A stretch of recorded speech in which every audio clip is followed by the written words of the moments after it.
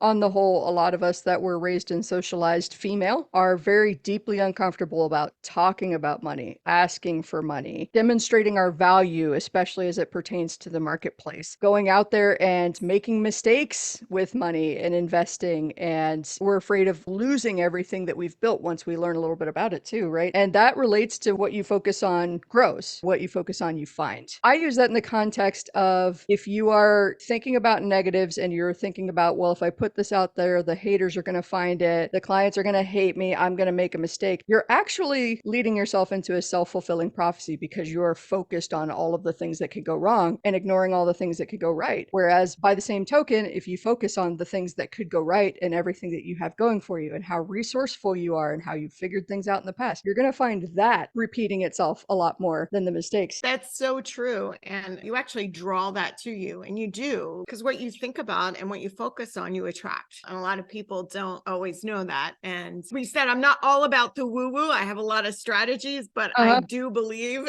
in what we focus on grows, and what we focus on, we attract. I call myself Yeah. woo adjacent. I acknowledge that there are mysterious things in the universe that I don't understand and are beyond my comprehension. And I'm also stopping just short of having an altar and making some moon water, although no shade to my girlies that do that, because I know plenty of witches. Send all of the good juju my way, please. It's just, I'm somewhere in between science and woo. Haven't figured out quite where yet. All good. There was Good. another thing that you said too. You can't shame people into success. There's no shame and no judgment. And here's a little fun fact for you. Women were not allowed to have a credit card until 1974. My generation, we didn't grow up with mothers knowing anything about money. How are we supposed to know about money unless we take this step to educate ourselves, and then we can pay it forward to Mhm. our future generation? Don't be upset if you don't understand numbers. You don't know what you don't know, and Yeah. it's okay.